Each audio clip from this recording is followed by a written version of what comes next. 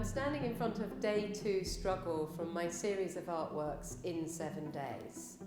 This raised clenched fist is most famously associated with the civil rights movement and Black Power, but in fact it has an incredibly long history throughout the world where it's been used for all kinds of different revolutionary and social causes. It was first used in the 18th century in the French Revolution by international workers' unions. It was used for communist propaganda after the Russian Revolution, by Republicans in the Spanish Civil War and other anti-fascist Popular Front movements across Europe, as well as being used in the counterculture of the 1960s, the gay liberation movement since Stonewall, and the anti-apartheid movement in South Africa, and most recently the Black Lives Matter movement.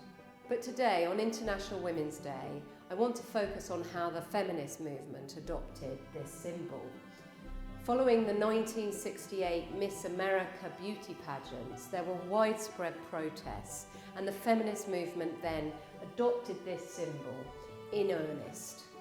Women came together to rally against the objectification and misogynistic treatment of women in the beauty pageant.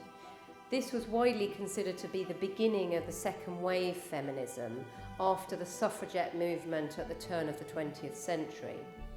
It brought many issues into the mainstream regarding women's rights and sparked a revolution that has gone on for decades. Of course, this fight is far from over, and this symbol was seen again during the Women's March and the Me Too movement around the world. The raised fist is a symbol of struggle, strength and power, but it's also a symbol of solidarity, and importantly, it's a symbol of solidarity across all kinds of movements and their intersections.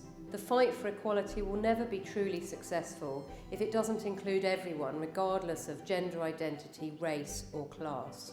After being used now for nearly 3 centuries, I think this image will continue to be an enduring symbol of power and change, and a symbol of strength and solidarity for generations to come.